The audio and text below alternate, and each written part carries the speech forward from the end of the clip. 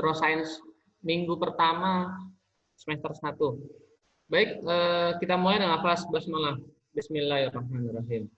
Diberitahukan yang pertama, dipersilakan kepada seluruh adik-adik untuk satu, mengkondisikan audionya agar Kariza nanti ketika menyampaikan materinya lebih kondusif ya.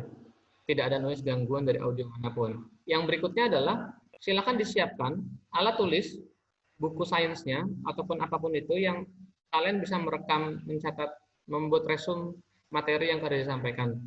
Yang ketiga, silakan kalian bisa bertanya langsung di tengah perjalanan ongoing dengan cara melalui kolom chat atau nanti akan langsung izin bertanya seperti itu sehingga langsung bisa direspon ya.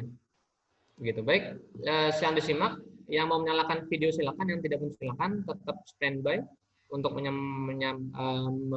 memperhatikan apa yang Kariza sampaikan. Baik, minggu pertama, minggu sains fenomena natural alam yang kalian bisa banyak belajar dari Kariza nanti dan mengenai bagaimana cara berpikir ilmiah. Memang sudah seharusnya juga kita sebagai orang Islam juga harus bisa berpikir secara ilmiah. Baik, Kariza, dipersilakan untuk menyampaikan materinya.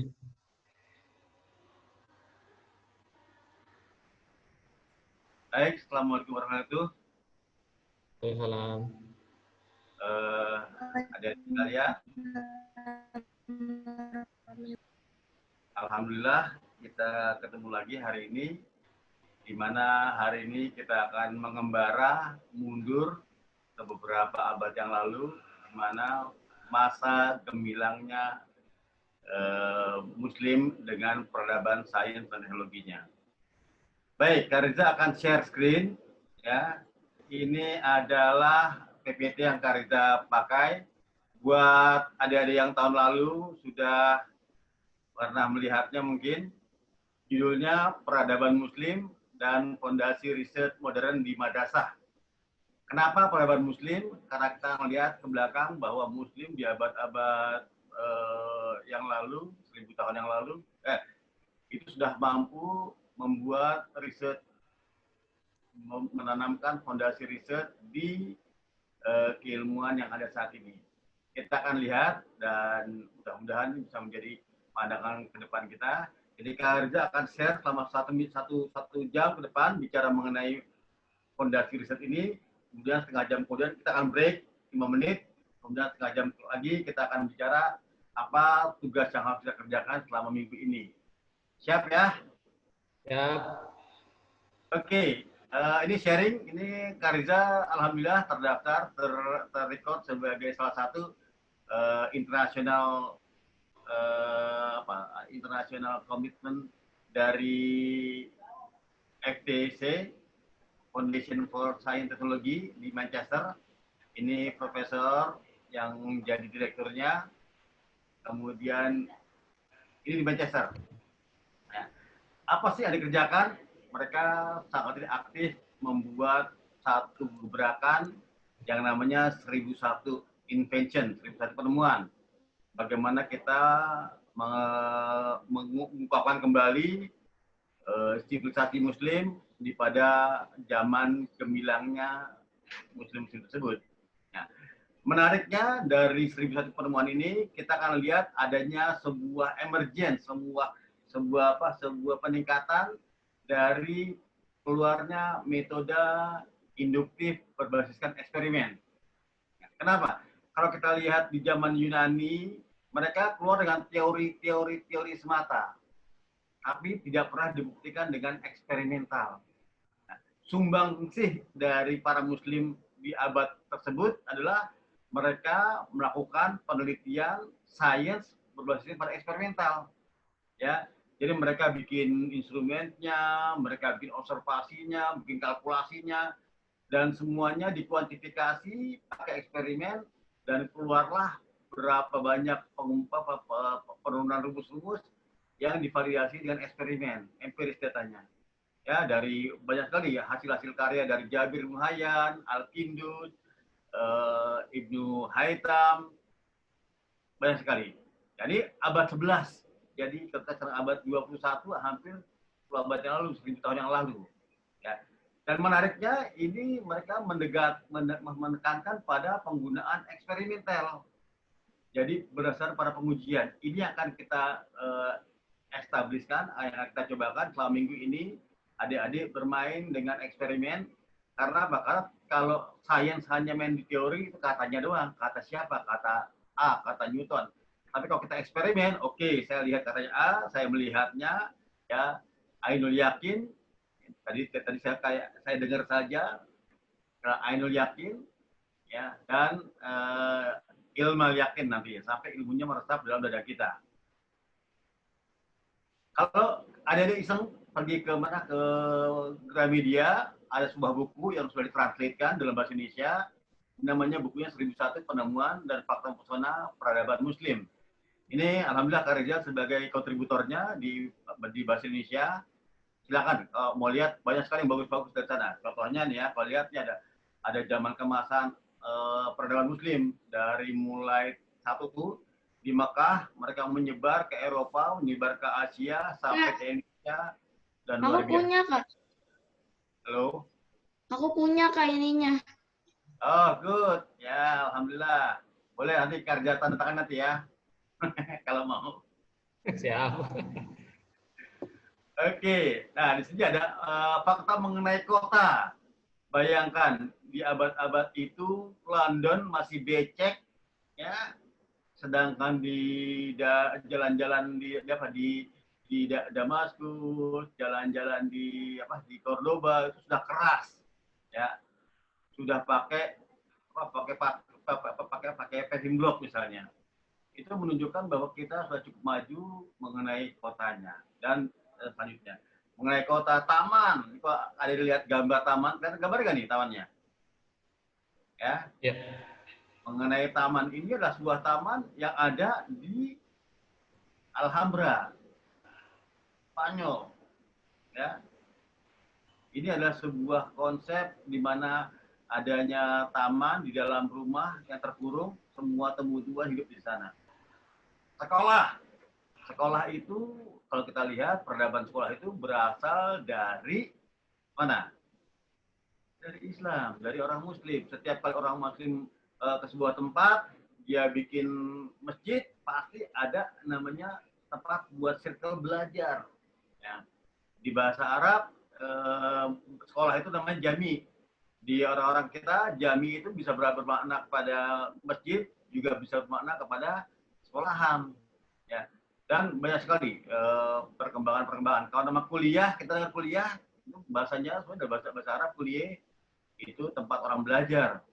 Nah, kemudian ada satu universitas tertua yang paling tua di dunia, itu ada di Qarawiyyin di Fez, Maroko. Itu yang establish Fatimah Al-Fihri. Sampai sekarang masih ada universitasnya. Ini menunjukkan bahwa Islam sejak awal sangat menghargai ilmu. Oleh karena itu, kita perlu mengambil lagi leading dalam bidang keilmuan. Astronomi. Astronomi orang-orang Islam sangat unggul sekali. Ya. Ada satu batu sekarang dihargai didamakan batu dari mana? Dari bulan, itu namakan sebagai batu Al-Haytham. Nah. Next, satu lagi penerbangan. Ya, di penerbangan ini orang Islam juga sangat aktif bereksperimen. Dia loncat dari sebuah menara, kemudian jatuh di bawah, patah itunya karena dia lupa bikin ekor, ya, sehingga dia tidak bisa landing dengan baik. Nanti kita lihat lagi. Kemudian mengenai kebijakan, di zaman tersebut ada rumah namanya Baitul Hikmah, di mana ketika rumah ini diambil oleh orang-orang Tartar, kemudian dilempar buku-bukunya ke sungai Efrat, itu tiba-tiba kalinya menjadi hitam karena hitam oleh tinta-tinta buku yang dibuang ke sana oleh mereka. Penglihatan, ya, mata kita, bagaimana cara bekerjanya, ini sudah 1000 tahun yang lalu dievaluasi dan diamati oleh Ibnu Haytham. Bukunya dia sangat terkenal, ya. Kalau kita mengenalnya rumusnya rumus cahaya oleh orang-orang Barat, sesungguhnya itu berasal dari rumusnya Ibnu Haytham. Nanti kita lihat lagi. Angka, kalau kalian sadar, orang-orang bule bilangnya Arabic number. Kenapa mereka bilang Arabic number? Karena angka tersebut diturunkan dari angka-angka Arab. 1, 2, 3, 4, 5. Kenapa mereka terpaksa menggunakan Arabic number? Coba bayangkan, siapa yang bisa membuat kali-kalian dengan angka Romawi 38 kali 38? Tahu angka Romawi nggak? Ada di sekalian. Angka Romawi yang X, X, X, P, 1, 1, 1. Coba. X, X, X, X, P, 1, 1 dikali X, X, X, X, P, 1, 1. Coba dikaliin. Bagaimana cara kalinya? Hampir-hampir sulit, bahkan susah mungkin. Ya. Orang Arab mengambil angka 0 dari India, kemudian diperfekkan, dibuatlah dan diperkenalkan kepada orang-orang Syria. Sehingga perkalian 35 kali 35 dengan mudah. 5 kali 5, 5 kali 3, 3 kali 5, 3 kali 3. Langsung diturunkan keluar hasilnya. Ya, secara saintifik, numeral ini sangat mudah untuk dibuat perkalian. Dan mereka nggak bisa melepaskan namanya. Jadi Arabic number adalah itu yang mereka pakai saat ini. 25, 3/4 semua Arabic number. Nah, dan orang Arab terkenal dengan Arabic number-nya, dengan perkembangan di matematikanya. Kita tahu namanya aljabar, geometri, itu banyak sekali berkembang dari dunia Arab. Jam. Jam ini ada seorang yang namanya Al-Ghazali. Dia menciptakan sebuah jam gajah namanya, elephant, di mana dalam jam tersebut dia bisa menghitung waktu. Nah, menariknya dari jam ini, jam air, ada seorang khalifah muslim mengirimkan sebuah hadiah ke kaisar Jerman, ya, diterima oleh kaisar Jermannya setelah pesta-pesta, utusannya pulang, kemudian si kaisarnya suruh buka hadiahnya apa? Begitu dibuka, dia bingung, ini benda apa? Kok kayak begini? Buat apa nggak tahu. Akhirnya salah satu anak buahnya dari si kaisar tersebut disuruh kirim, suruh bagi, manggil utusannya. Buat apa? Untuk menjelaskan barang ini apa. Ya, bayangkan, itu Jerman, di mana kalau sekarang Jerman adalah sebuah tempat kiblatnya teknologi, robotik dan segala macamnya. Yang dilihat adalah sebuah jam air, dijelaskan oleh sama utusannya, dan mereka sangat terpaku dan sangat wow sekali. Ya, jam air. Kemudian permainan, kalau yang sedang main catur, ya itu permainan catur itu adalah muasal-muasal dari negara Arab. Kalau yang dikatakan skakmat, skakmat itu syahmat, syah itulah raja. Syahmid, jadi raja yang mati. Nah, ini banyak sekali penemuan-penemuan di zaman tersebut yang kita perlu lihat lagi, dan ternyata itu berakar kuat di tempat orang-orang Islam. Nah, kalau pengobatan, ya sangat luar biasa. Ibnu Sina, dan bahkan sekarang kalau kalian lihat yang namanya peralatan-peralatan medikal itu masih menggunakan alat-alat yang dikembangkan oleh orang Muslim. Bedah, kesehatan, kemudian kaca yang indah-indah itu besar-besar itu semuanya dikembangkan di zaman 1000 tahun yang lalu. Ya, tembikar, tenda, kalau sering camping nih, nanti bayangin kalau satu khalifah mau berangkat perang, maka ya yang berangkat duluan adalah tim penyedia tenda-tendanya. Ya, membuat tenda, bikin sampai khalifahnya macam dan seterusnya. Senjata. Di persenjataan, karena pada zaman dulu peperangan adalah membutuhkan senjata, maka umat muslim banyak sekali menciptakan atau mengadopsi teknologi peperangan. Bikin meriam, bikin misail, ya, bikin roket. Ada nama roket, namanya roket Al-Majnun. Karena pertama kali dilepas, roketnya menggila gitu kan. Dikatakan roket Al-Majnun, roket yang gila, karena arahnya tidak terkontrol. Setelah itu mereka belajar dan bisa mengontrol dari roket tersebut jalannya. Nah, komunikasi. Kalau kalian sedang belajar komputer, maka sadarlah bahwa komputer itu basis dasarnya adalah ilmu kriptologi. Ya, di sini kalian bisa lihat Al-Kindi, terus kemudian Al-Khawarizmi, ya. Al-Khawarizmi itu adalah algoritma. Kalau kalian bikin programming, pasti perlu algoritma yang benar. Jadi algoritma adalah step by step, langkah-langkah pemrograman. Menggunakan namanya Al-Khawarizmi, yang kemudian orang bule bilangnya algoritma. Ya, lagi, jadi komputer kita sudah punya basisnya sejak zaman lama. Energi, kincir angin, ini dibawa dari Mesir. Sekarang yang paling ngetop pada negara kincir angin adalah negara Belanda. Padahal zaman dulu sekali kita kenal perangkat-perangkat seperti ini banyak ditemukan di negara Muslim. Nah, ini kalau kita lihat lagi, banyak sekali penemuan-penemuan yang benar-benar mengagumkan sampai sekarang. Ya, kalau kalian sikat gigi, ya itu adalah lagi-lagi orang Muslim yang menemukan pakai sabun. Sabun itu adalah hasil karya kimia orang Muslim. Terus kemudian pakai kamera. Tadi kalian mungkin sekarang kita tahunya kamera adalah bahasa Inggris, kamera. Tapi sesungguhnya itu bahasa Arab dari kamar. Kamar gelap, kamera obscura. Kamar gelap jadi kamera inilah kamera yang kita dengar saat ini. Ya. Atau kalian orang-orang elektronik, Kak, aku minta kabel. Wah, kabel adalah sebuah penemuan zaman abad 19. Karena kabel itu sudah banyak dipakai di dalam hasanah ilmu Muslim. Ya, kabel berasal dari bahasa Arab habl, hablum minanas, habl dari mereka kan jadi kabel. Dan banyak sekali yang kita bisa temukan. Di bukunya kalau kalian lihat banyak penemuannya. Sekarang kita akan masuk kepada dunia modern. Ya, ini Karja mau masuk ke dalam sebuah pengantar sains. Ya, pengantar sains, Karja akan pindahkan lagi ke gambarnya. Mohon maaf, saya akan stop share di sini. Karja pindah ke share screen yang lain. Baik, di pengantar sains ini, minggu ini, kalian akan mulai memahami apa sih sains tersebut. Ada ruang lingkup sains, berisi divisi sains, peran sains dalam kehidupan. Kebayang nggak kalau dalam kalian saat ini tidak ada kabel, tidak ada kamera, tidak ada lampu, tidak ada sabun, dan beragam banyak lainnya. Ya. Pasti kita akan kaget. Kita akan hidup dalam sebuah tempat tinggal yang nggak ada lampunya, tidak ada transportasinya. Itu semuanya adalah manfaat dari sains dan teknologi. Ya. Share.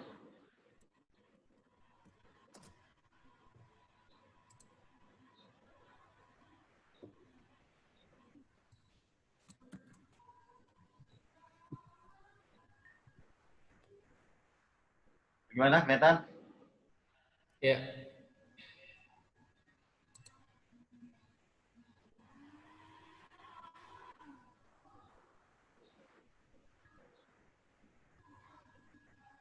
Kelihatan ini? Bisa ya? Masuk. Ya. Baik, ini adalah pengantar sains. Bab pertama berbicara mengenai ruang lingkup sains. Bab kedua mengenai metodologi sains. Setelah itu ada metode pengukuran, pengambilan data. Kita akan kenal dengan besaran pokok, besaran turunan, standar internasional. Kemudian setelah itu kita akan bicara mengenai alat ukur standar. Ada 7 alat ukur standar: ukuran panjang, ukuran berat, ukuran waktu, pengukuran intensitas cahaya, arus listrik, suhu, jumlah zat, dan lainnya. Kemudian tentunya ketika bicara sains, bicara eksperimen, ada hal yang paling penting adalah kita memahami bahwa perlu sebuah prosedur agar kita selamat dalam mengerjakan eksperimen. Ya. Kalau kalian eksperimennya berkaitan dengan bahan kimia, hati-hati, perlu dilihat bahan kimia mana yang berbahaya, baik meledak maupun radiasi, maupun berbahaya buat kulit atau mata kita. Kalau peralatannya menggunakan benda tajam, juga perlu diamati bagaimana cara yang aman dalam menggunakan benda-benda tajam tersebut. Dengan listrik, hati-hati dengan kesetrum, radiasi, laser, api dari kebakaran, dan oleh karena itu nanti kita perlu belajar bagaimana menggunakan alat-alat proteksi yang perlu digunakan. atau PPE istilahnya, Personal Protective Equipment. Dan bagaimana kita bisa merawat alat-alat supaya alatnya bisa lebih banyak dipakai. Nah, oke, Kariza akan masuk ke dalam satu ruang lingkup sains di sini. Oke, ada penerapan struktur logika. Baca nggak? Ada nggak? Ada ya? Ada. Oke, jadi penerapan struktur logika ini kemudian itu kita akan menggunakan logika kita dalam membuat observasi, dalam melakukan pengukuran, ya. Mengukur, mengamati ya, apa yang terjadi di dalam alam. Nah, setelah diukur, diamati, keluar ada data-data, maka kita bisa menemukan sebuah kecenderungan, sebuah prediksi. Ya, kalau prediksi sangat tepat, maka kita bisa menghasilkan sebuah rumus atau formula empiris. Nah, rumus-rumus ini nantinya digunakan untuk memprediksi kejadian. Apa yang terjadi? Jika A, maka B. Jika hari hujan, maka apa? Jalan basah. Logis. Kalau hari tidak hujan, jalan basah. Apa terjadi? Oh, berarti ada orang lain yang menyiram jalan. Jadi kita bisa membuat prediksi berdasarkan logika kita. Kalau A, maka B. Kalau saya makan, maka saya kenyang. Kalau saya makan nggak kenyang, maka ada yang aneh. Makan apa? Makan angin. Oh, lain biarnya. Ya, ini yang terjadi. Nah, dari penerapan struktur logika ini, kita akan berharapnya terjadi sebuah perubahan kultur. Kultur apa? Kultur yang berubah. Perubahan kultur pada masyarakat yang mengadopsi sains akan menjadi lebih logis berdasarkan pada pertimbangan fakta yang ada. Dengan demikian, perkembangan kultur ini juga akan lebih mudah dalam menerima perkembangan perubahan zaman.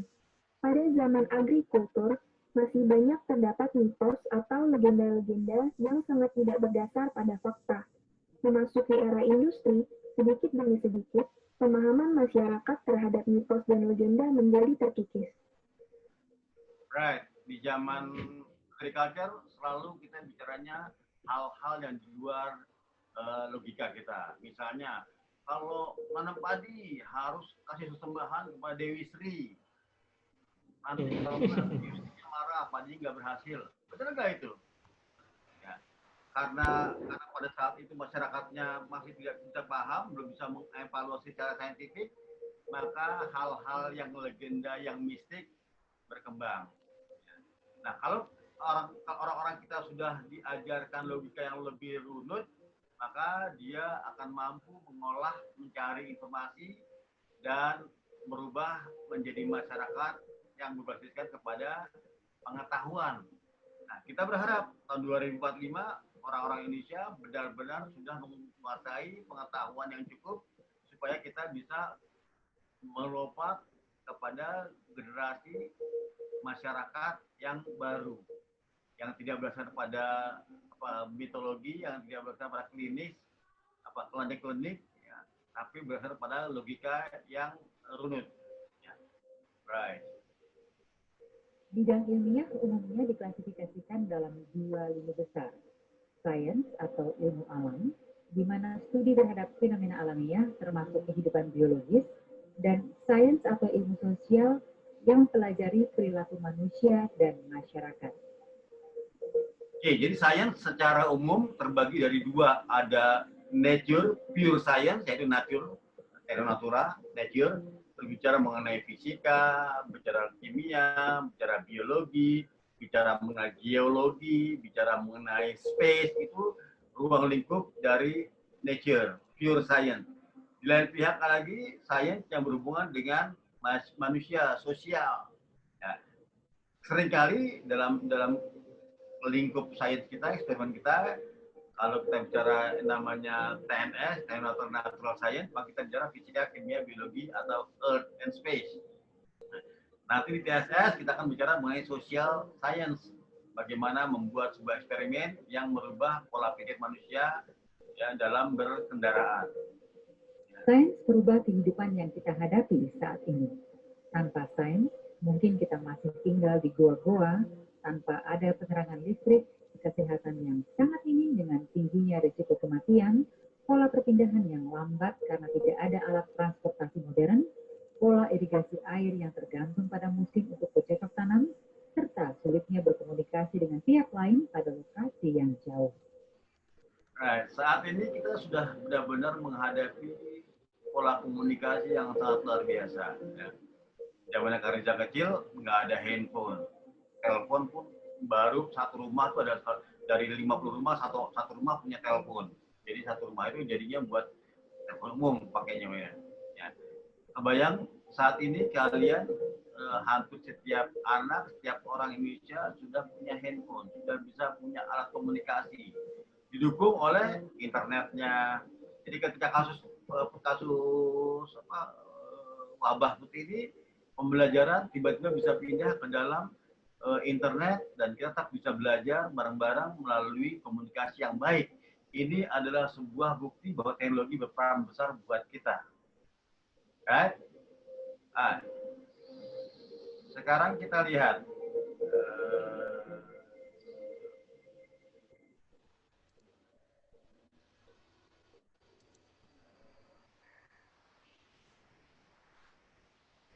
right. Dalam sains kita punya sebuah langkah yang di fondasinya dikembangkan oleh Ibn Haytham. Ya, kita punya 7 langkah di sini. Dari mulai identifikasi masalah, ada fenomena apa, lihat masalahnya, kemudian dari fenomena tersebut, searching, lihat di internet, lihat di library, apa sih orang bicara masalah ini, dia ngomong apa. Dari situ kemudian kita berkembang bisa membuat sebuah hipotesis, dugaan awal. Oh, kalau begini, nanti akan begini.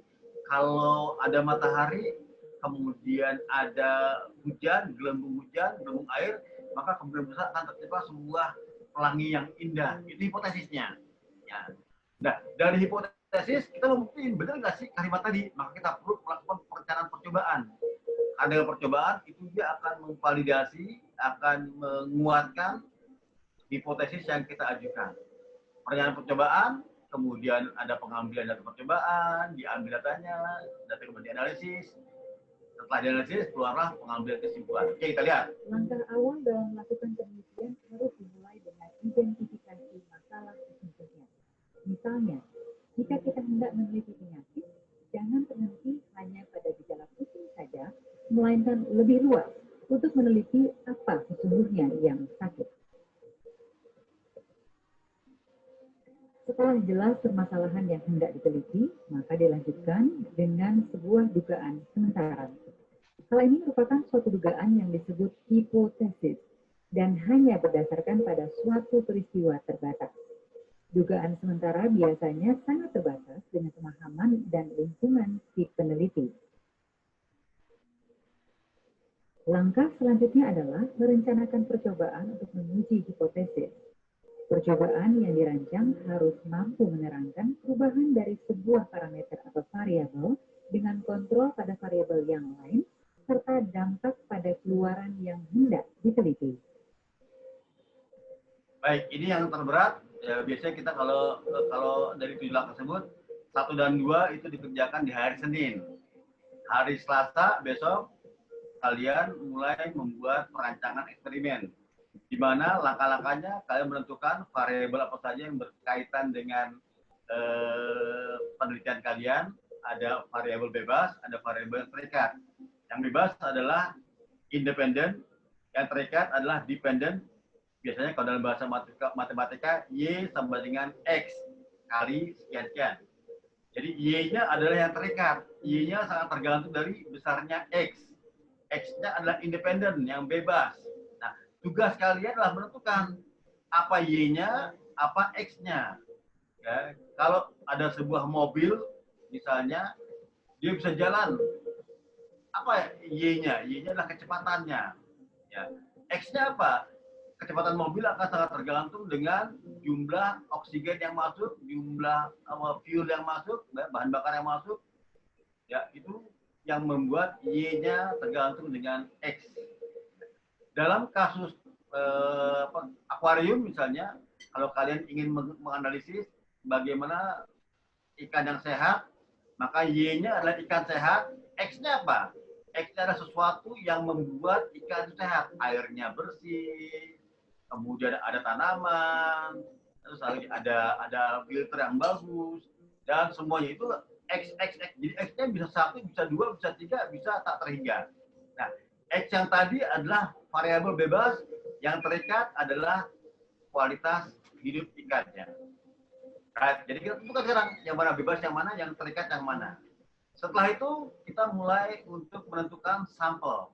Kak, aku mau bikin penelitiannya mengenai satu akuarium dengan ikannya, sampel ikannya manfish, kemudian bentuk akuariumnya, airnya berapa liter, tanaman apa saja, kemudian bagaimana filternya, ya. Dan kemudian dari sampel ini kita perlu mengambil berapa lama selang waktu kita ngambil sampelnya. Tiap hari diukur, seminggu sekali atau sebulan sekali. Ya. Setelah itu kita tentukan asumsi. Ya, kita menyatakan asumsinya. Asumsinya adalah satu ikan cukupnya dengan hidup dengan 5 liter misalnya. Jadi kalau saya taruh 10 ikan, maka minimum 50 liter digunakan. Tulis asumsinya. Asumsinya mataharinya bersinar secara baik. Karena dia akan membuat akuariumnya terkena tumbuhan yang terkena cahaya matahari sehingga bisa beroksidasi. Kak, aku nggak punya matahari di kamar. Oke, kita ganti asumsinya, matahari diganti dengan dengan lampu. Seberapa kuat lampunya? Jadi kita membuat asumsi-asumsi. Ya. Karena kita tahu kalau sebuah yang namanya makhluk hidup itu dia butuh cahaya, dia butuh rangsangan, dia butuh makanan, dan segala macamnya. Makanan pun harus jelas lagi, makan apa yang mau kita berikan. Dari situ kita bisa melihat mana data-data yang kita bisa kontrol. Nah, aku pengen airnya aku ganti setiap seminggu sekali. Bisa dikontrol nggak? Bisa. Itu berarti jumlah air bisa kita kontrol. Bisa dikontrol nggak pH-nya? Kalau bisa dikontrol, bagus. Kalau nggak bisa dikontrol, berarti ada faktor-faktor yang mungkin tidak bisa dikontrol data tersebut. Ya. Dari situ kita bisa bicara membuat prosedur, langkah-langkah penelitian. Langkah 1, buat akuarium. Langkah 2, kasih tanah. 3, kasih air. 4, dikasih tumbuh-tumbuhan. Tunggu sampai tumbuhan tumbuh, baru memasukkan ikannya. Setelah itu ikannya akan diamati selama 2 jam dalam sehari. Inilah prosedur. Semakin jelas prosedurnya, semakin mudah, dan semakin mudah kalian bikin prosedurnya, maka orang lain bisa mereplika yang kalian kerjakan. Kalau kalian dapat hasil A, orang lain mengerjakan proses yang sama, hasilnya B, maka kita bisa mengkombinasikan di mana kesalahan atau di mana kesempatan dari prosedur tadi. Dari situ kemudian kita bisa menghasilkan sebuah perkiraan yang sesuai nggak dengan hipotesis kita. Ya. Ini adalah perancangan eksperimen. Nah, setelah perancangan eksperimen, langkah selanjutnya adalah mengamati apa yang terjadi pada gejala alam. Terdapat 2 jenis pengambilan data pada percobaan, yaitu pengambilan data secara kualitatif serta pengambilan data secara kuantitatif. Pengambilan data secara kualitatif menggunakan indera yang dimiliki oleh peneliti, namun sangat bersifat subjektif. Sedangkan pengambilan data kuantitatif harus objektif dan memiliki nilai yang dapat dibandingkan oleh orang lain. Pengambilan data yang valid dan reliable adalah bagian penting dalam sains. Kumpulan data yang kemudian akan membentuk kumpulan fakta saintifik. baik, ini paling penting. Ada data kualitatif, yaitu data diamati berdasarkan pada indera yang kita miliki. Ada indera peraba, ada indera melihat, ada pendengaran, ada penciuman, ya, perasaan, dan seterusnya. Untuk data seperti ini, dia valid, tapi tidak mudah untuk dibandingkan. Misalnya, kerja sederhana. Bisa nggak kalian membandingkan rasa manis orang Jawa dengan orang Sunda? Beda. Kenapa? Orang Jawa itu manisnya luar biasa. Kalau dia bikin teh, kalau nggak 3 sendok, 4 sendok gula, dia bilang nggak manis. Kalau orang Sunda, 1 sendok teh saja sudah manis buat dia. Jadi ini subjektif, sangat tergantung kepada orang-orangnya. Nah, sains menghargai tersebut, tapi dia lebih suka sesuatu yang bisa dibandingkan. Oleh karena itu perlulah sebuah data yang kuantitatif, yaitu data yang diukur dan bisa dibandingkan. Nah, ya di zaman dulu ada satuannya 1 inch. 1 inch itu adalah satu ruas jari rajanya. Bayangkan, kalau rajanya kecil, ruas jari akan mengecil. Ruasnya besar, akan lebih besar. Atau 1 feet.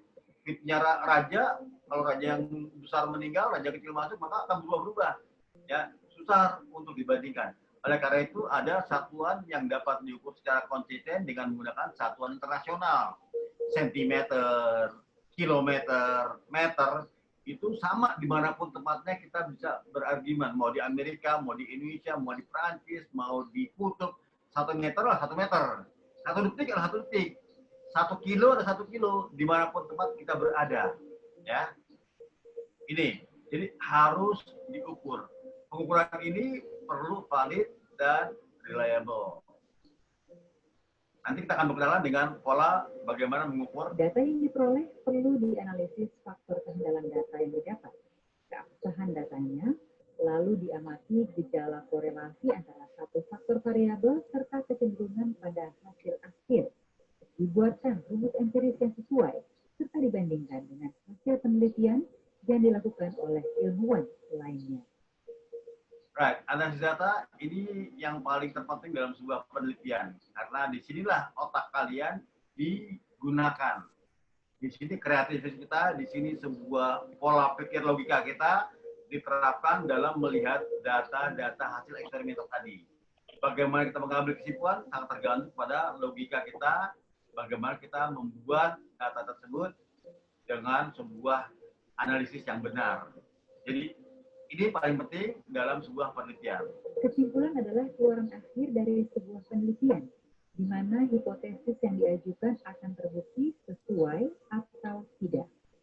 Kesimpulan harus berdasarkan pada data yang akurat dan analisis yang sah.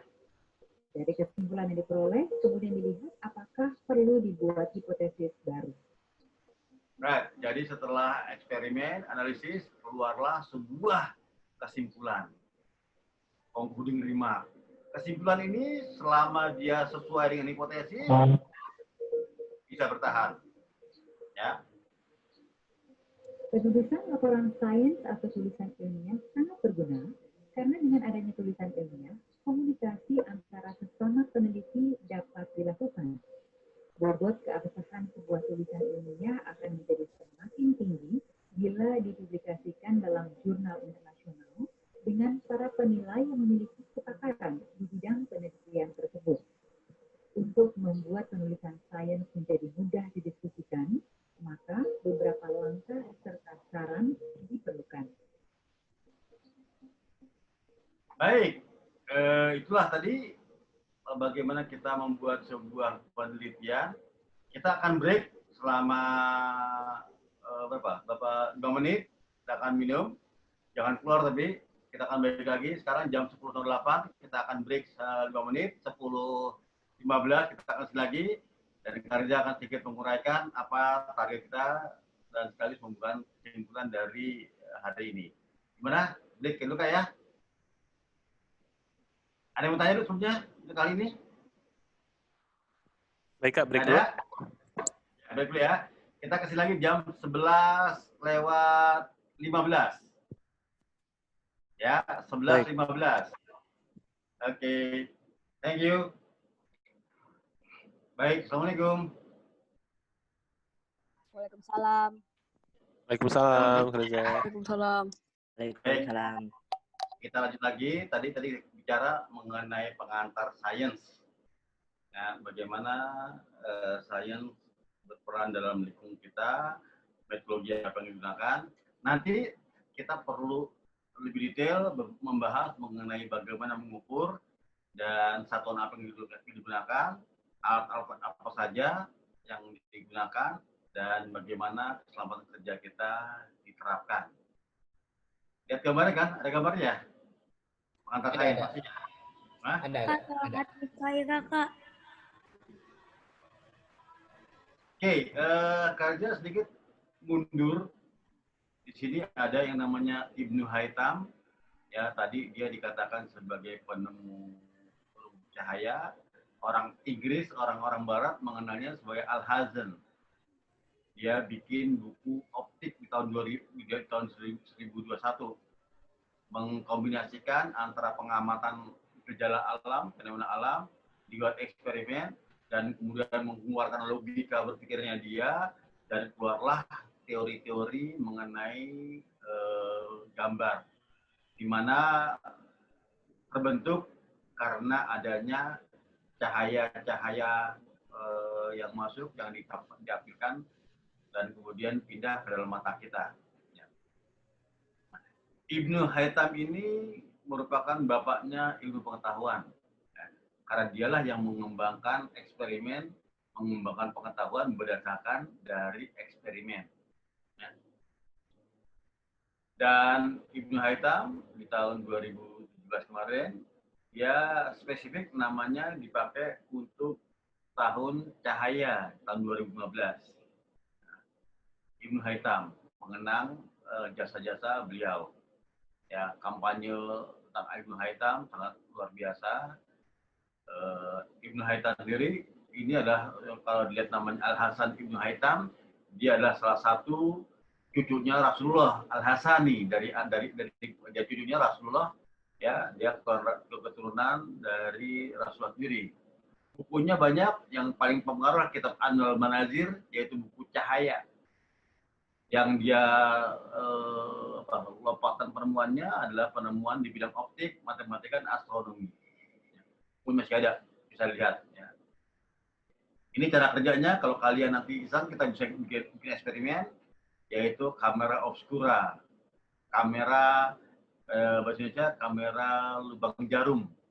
Ya, kalau ada sebuah ruangan, kasih titik satu cahaya, maka di dalam dindingnya akan terpetakan gambar baru dari suasana di luar tersebut. Ini kita akan bicara. Nah, oke, sekarang apa yang kita lakukan? Kita sebagai saintis, tentu kita tidak hanya bisa mengatakan, wah orang Islam hebat zaman dulu. Tidak, sekarang kita harus juga mengambil ibrah, mengambil pelajaran dari mereka, untuk kemudian keluarlah dengan sebuah konsep penelitian. Nah, Kariza di sini punya gambaran. Di masa lalu orang belajar sains itu belajar fisika, belajar kimia, belajar biologi, itu masing-masing belajar mastering banyakkan berdasarkan pada dari buku. Katanya, hafal rumus-rumusnya. Ya. Kalau kita belajar cara ini, maka kemungkinan besar kalian bisa ikut Olimpiade Sains dan menjadi juaranya. Karena memang sangat spesifik berdasarkan kepada materi bahan ajarnya atau materi mata pemakolnya. Dunia Islam juga seperti itu. Ya. Yang kita lihat, yang kedua, learning science 2.0, di mana orang belajar sains dengan inquiry, dengan research, ya, menguasai konten, hands-on learning, masih segmented, fisika, kimia, biologi. Nah, kalau kita belajar dengan cara begini, maka kemungkinan besar nanti ketika kalian menjadi seorang peneliti, kalian bisa berkenan mendapatkan Nobel Award, ya, dengan pola learning science 2.0. Jadi belajar sains berdasarkan eksperimen. Nah, ke depan, Kariza melihatnya bukan lagi belajar sains dengan eksperimen, tapi kita memperkenalkan konsep STEAM, ya, Science, Teknologi, Engineering, Art, and Math, di mana belajarnya dalam proyek, ya, prosesnya inquiry untuk menghasilkan sebuah sains pengetahuan, menguasai konten, hands-on learning, disiplinnya multidisiplin, dan kemudian yang terlebih kalian belajar bagaimana menguasai keterampilan abad 21.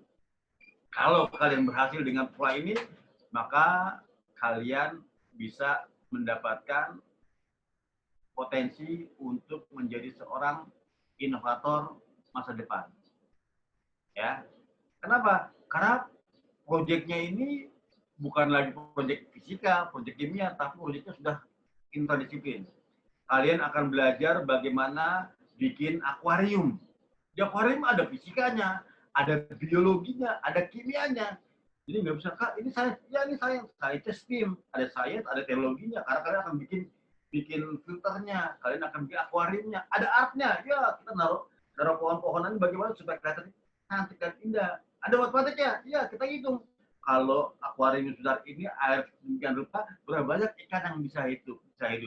Kalau airnya sekian, air ikannya BAB, berapa banyak BAB-nya akan digunakan untuk menghidupkan tanamannya. Berapa banyak akan tersisa. Kalau tersisa, kemudian makan diambil nafasnya oleh ikan lagi, maka kemudian besar nanti ikannya akan keracunan oleh BAB-nya dia sih. Ini kita akan pelajari. Jadi pola belajar kita adalah berdasarkan proyek. Nah, proyeknya ada project science, dalamnya ada teknologi, ada engineering, ada art, ada matematika, dan kita kenal namanya STEAM. Mudah-mudahan langkah seperti ini mampu membuat kalian menjadi seorang inovator di masa depan. Ya, apa bedanya? Sekarang beda pola belajarnya. Ya. Kalau dulu teachers-nya, gurunya adalah sentra, sekarang tidak. Ya. Yang menjadi sentra adalah kalian melakukan eksperimental. Ya. Teaching style-nya beda. Kalau dulu guru ngomong, Anda dengarkan, sekarang tidak. Anda eksperimen, berdiskusi dengan para mentornya, keluar sebuah konsep baru. Ini yang mau kita kembangkan. Ya. Ini nanti kita berkembang lebih jauh lagi. Nah, dan kita akan link dengan konsep-konsep lokal dan global. Baik, kita mengulangi lagi tadi langkah-langkah eksperimen. Ini sudah dibuat sedemikian rupa oleh Teknonatura. Langkah pertama, hari ini kalian bertugas untuk mencari fenomena alam apa yang menarik buat kalian. Ya, apa yang selama ini membuat kalian bertanya-tanya? Tuliskan. Hari ini saya melihat mobil mogok. Kenapa mobil mogok? Apakah karena supirnya nggak jago? Atau karena bensinnya tercampur dengan air, atau macam-macam. Banyak hal-hal yang mungkin menyebabkan sebuah mobil mogok. Itu ada sebuah fenomena. Atau, Kak, aku melihat ada kupu-kupu. Ya. Bagaimana kupu-kupu bisa menjadi seindah itu? Maka buatlah penelitian lagi. Jadi, dari situ kita bisa melihat turun ke bawah. Kita bisa memprediksi. Tujuan saya adalah memprediksi masa depan. Jika A, maka B. Jika caterpillar, ugat-ugat atau ulat bulu itu makan cukup banyak, maka dia punya cukup persiapan untuk menjadi kepompong dan kemudian menjadi kupu-kupu. Ini dibuat guessing-nya, perkiraannya. Setelah itu apa? Ya setelah itu sebelum kita majukan hipotesis, kita cek dulu apakah peristiwa tersebut sudah banyak ada di literatur.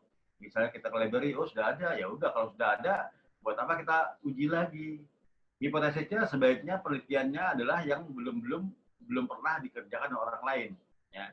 Oleh karena itu kalau ada buku-buku yang sudah established, kalian mau mengerjakan, kalian tidak lagi menemukan menjadi seorang inventor. Kalian hanya menguji apa yang sudah terjadi dan diuji ulang oleh kalian.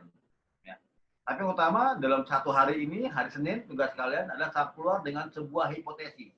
Jika A, maka B. Ya. Jika air cukup dalam sebuah akuarium, maka ikan senang. Jika ada tumbuhan dalam akuarium, maka ikan senang. Dan seterusnya. Ya, kita akan meneruskan, hipotesis kita akan diuji. Ya, kalau airnya dikasih sedikit, kasih ikan, bagaimana ikannya? Bisa bertahan nggak selama sehari, 2 hari, 3 hari, 4 hari, 5 hari? Dibandingkan dengan air yang melimpah. Ini hipotesis yang harus diuji. Nah, setelah hipotesis, tentunya perencanaan. Perencanaannya adalah bagaimana kita mau menguji eksperimen tadi. Bagaimana kita mau menguji hipotesis kita. Yang pertama-tama tentunya kita perlu mendefinisikan semua faktor yang terlibat. Ini kalau di sini ceritakan bagaimana sebuah tanaman tumbuh dengan sehat, maka faktor-faktornya ada matahari, ada oksigen, ada H2O, ada soil, tanahnya. Di tanahnya ada unsur-unsur haranya yang kontribusi terhadap pertumbuhan dari tanaman. Nah, setelah itu apa? Dari semua kontrol tersebut, kita bikinlah, kita kontrol. Mana yang kita mau kontrol? Kita bisa kontrol H2O, airnya. kita bisa kontrol cahaya mataharinya yang 2 jam, yang 3 jam, yang 8 jam, ya. Kita bisa kontrol H2O-nya, apa CO2-nya, kita bisa segala macam. Itu bisa kita kontrol. Nah, setelah kita kontrol, tentunya kita dalam mengontrol kita punya measurement teknik. Kak, aku memberikan mataharinya 1 jam, berarti ada measurement selama 1 jam dari jam 7 sampai jam 8, ada pengukuran. Kak, aku mau ngasih H2O-nya di pagi hari selama 1 liter, di sore hari 1 liter. Berarti 1 liter adalah pengukuran yang dilakukan. Benar nggak tepat? Ya. Setelah kita kontrol, kita tahu measurement-nya, barulah kita buat sampel dan aparatusnya. Di sini di gambarnya kita lihat, ini dia bikin akuarium, tertutup, tingginya berapa, segala macam, kemudian ditutup oleh lembaran-lembaran. Untuk mengontrol udara, mengontrol air, mengontrol cahaya, dan segala macamnya. Kemudian dibuatlah prosedur, langkah-langkah. Langkah pertama, buatlah 1 buah akuarium. Yang kedua, setelah akuarium jadi, taruhlah 3 buah pohon yang sama sejenis dalam akuarium. Langkah kedua, 1 pohon dibiarkan terbuka, matahari full, 1 pohon mataharinya ditutupi, 1 pohon dikasih oksigen, dikasih tidak. Nah, ini kita buatlah variasi-variasi sedemikian rupa sehingga kita tahu berapa banyak yang penelitian kita. Ya. Itu keluarlah di hari Selasa, kalian keluar dengan perencanaan. Ya. Perencanaan berhubungan dengan bagaimana konstruksi eksperimennya, bagaimana prosedurnya, dan berapa banyak kalian harus melakukan percobaan supaya dapat hasil yang valid dan reliable. Setelah perencanaan, maka kita lakukan eksperimen. Ya, langkah ketiga hari Rabu kita eksperimen. Ngambil data melalui observation, data kualitatif melalui pandangan mata kita, pendengaran kita, dirasakan di dada kita, dicium baunya, di touch, ya. Bagaimana caranya sehingga kelihatan. Kemudian kita measure berapa pertumbuhannya dalam 1 hari, seminggu, berapa pertumbuhan tinggi pohonnya, ada pengukuran. Itu kemudian data-datanya dipindahkan dalam tabel atau grafik, jadilah namanya tabel grafik dari experimental result. Nah, experimental result ini hasil data eksperimen, jangan ditambah-tambahin dengan pendapat kalian dulu. Nah, pendapat kalian bisa diulas dalam sebuah proses analisis. Analisisnya ada kuantitatif, ada kualitatif. Yang kualitatif itu adalah berdasarkan data-data yang terstruktur, data-data yang bisa diukur. Yang kualitatif berdasarkan pada pengukuran kita. Ya, data yang ada kita bandingkan. Ya, kalau datanya eksperimennya bagusnya minimum 3, sehingga kita bisa bandingin 1 dengan 2, 2 dengan 3. Kalau cuma 1, kalian nggak tahu apakah 1 yang benar atau salah. Semakin banyak, semakin bagus. Ya, membandingkan antara data yang kita miliki, eksperimentalnya bagus. Setelah itu kita bisa membandingkan dengan teori. Ya, teori mengatakan bla bla bla. Eksperimen saya mengatakan demikian. Oh, ternyata terjadi sebuah kesepakatan yang bagus. Berarti eksperimen saya mendukung teori X. Ya. Di sini kita buatlah sebuah proses yang namanya cause and effect analysis. Analisa sebab akibat. Kalau plant growth itulah akibat. Sebabnya apa penyebabnya? Penyebabnya H2O. Penyebabnya matahari, penyebabnya O2, penyebabnya CO2, penyebabnya tanah. Itu yang menyebabkan plant growth. Kak, oh gambarnya ikan. Ya, ini namanya fishbone. Fishbone adalah sebuah metode yang membuat sebab akibat. Kepalanya adalah akibat, rangka yang lain adalah sebab. Ini namanya fishbone analysis. Nah, dari analisis tersebut, satu hal lain juga kita harus tahu kesalahan-kesalahan, apakah eksperimen kita punya kesalahan yang sistematik atau yang tidak sistematik. Kalau sistematik adalah salah satu kesalahan yang sudah sistematik, salah eksperimennya. Ya. Dari error kita bisa kemudian menjustifikasi, oh eksperimen saya punya kesalahan 5%. Ya. Kenapa? Karena tidak semua eksperimen, bahkan tidak ada eksperimen yang perfect 100%. Dia punya kadar kesalahan. Nah, dari situ kemudian kita buatlah sebuah rumus, formulating model. Rumusnya apa? Rumusnya misalnya saya menemukan namanya plan of growth by ARSA. ARSA formula. equal Y equal A dikali H2O ditambah B dikali sun ditambah C dikali O2 ditambah D dikali CO2 ditambah E kali soil dan bla bla seterusnya. Jadi A, B, C, D dan E adalah dominasi. Semakin besar harga A, maka akan terlihat itu semakin dominan dia dalam pertumbuhan tanaman. Misalnya, Kak, ternyata yang paling besar itulah B. Kak, tanpa matahari pasti bakal makan mati. Ya.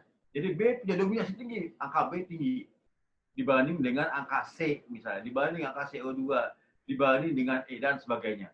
Ini kita keluar rumusan ini rumus ini akan membuat secret kita dalam menanam tanaman kita. Secret kita dalam menanam pohon, membuat akuarium kita menjadi hidup. Ya, ikan tumbuh dengan adanya H2O yang baik, ada cahaya yang baik, adanya kadar oksigen yang bagus dari bubble-nya, ada kadar CO2 buat ditambahkan kepada tanamannya, ada kadar dari haranya yang bagus sehingga ikannya menjadi happy. Itu adalah hasil analisis kita. Selanjutnya hari Jumat, ya, yang ini adalah hari Kamis analisis. Hari Jumat juga sekalian mengkomunikasikan hasil selama seminggu ini. Jadi hari Jumat kalian diminta untuk presentasi, berbicara introduction-nya, apa sih yang kalian peneliti, ide apa yang kalian kembangkan sehingga keluar. Kalian akan terlihat sejauh mana kalian paham subjek masteringnya, dan terakhir yang paling penting adalah kalian bisa mulai berdiskusi ide kalian dengan pemikiran orang lain. Kak, saya punya ide, bagaimana idenya bisa berubah dan bisa lebih cantik, bisa berkembang lebih bagus dengan diskusi orang lain. Ya, diskusi dalam sains ada diskusi yang sangat baik. Semakin banyak yang orang memberikan masukan kepada kita, maka semakin tajam hasil analisis kita. Itu di hari Jumat. Ya, jadi selama seminggu kita akan bicara. Pertama ini Senin, observasi fenomena alam. Selasa kalian merencanakan apa yang harus dikerjakan, perencanaan pembuatan langkah-langkah kerja beserta prosedur dan aparatus apa yang dibuat. Hari Rabu kita mulai eksperimen, ya, jangan lupa eksperimen. Eksperimen tugasnya mengambil datanya data kualitatif berdasarkan ukuran mata kita. Wah, mata kita bisa melihat ada perubahan, warnanya jadi hijau, menjadi kuning, jadi putih, itu mata kita melihat. Atau kita mendengar sesuatu, ya, atau kita mencium bau yang beda, atau kita merasakan kulit kita merasakan panasnya, berubahnya dan segala macamnya. Itu observasi kualitatif. Kualitatif ada hasil pengukuran. Kalian taruh sensor di sana, ada sensor oksigen, ada sensor H2O, ada sensor kualitas tanah. Itu yang akan kita masukkan dalam konteks data kuantitatif. Ya. Kemudian hasilnya dibuat tabel, itu hasil dari hari Rabu. Hari Kamis, kalian ditantang untuk mengeluarkan otak kalian, logika kalian, berpikir bagaimana data ini menjadi benar, bagaimana data ini sesuai dengan hipotesis atau tidak. Ya. Dibandingkan datanya dengan data kita, dengan teori, dengan eksperimen yang lain, kita buatlah sebab akibatnya, kita buat rumusan yang baru. Itu hasil analisis kepala kita. Dan hari Jumat kalian diminta presentasi, ya, mengkomunikasikan hasil eksperimental kalian kepada teman-teman kalian, dan teman-teman kalian bisa memberikan saran-saran sesuai dengan penelitian tersebut. Right, itu yang kita namakan project.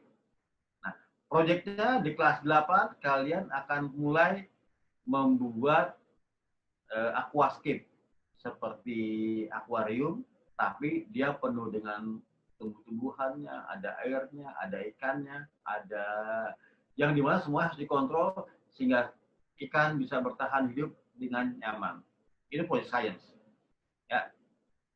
Nah, riset tentunya di zaman ini banyak sekali, terutama agriculture, ada plant, animal science. Ini Natura concern dengan ini, kita akan memfokuskan kelas 7 akan fokus dengan agriculture-nya, kelas 8 akan fokus dengan animalnya, dengan fishery terutama, kita akan bicara mengenai ikan-ikan Indonesia, ikan pari dari luar negeri juga, itu kita akan evaluasi. Kenapa kita pilih ikan pari? Karena ikan pari sangat sensitif. Berubah pH-nya, berubah nitrogennya, dia akan langsung terdampak. Jadi untuk memelihara ikan pari atau ikan arwana, maka diperlukan sebuah air yang sehat. Tugas kalian adalah bagaimana menciptakan air yang sehat sebagai tempat tinggal pari atau arwana tersebut. Untuk kelas 7, tugas kalian adalah mengenal agriculture.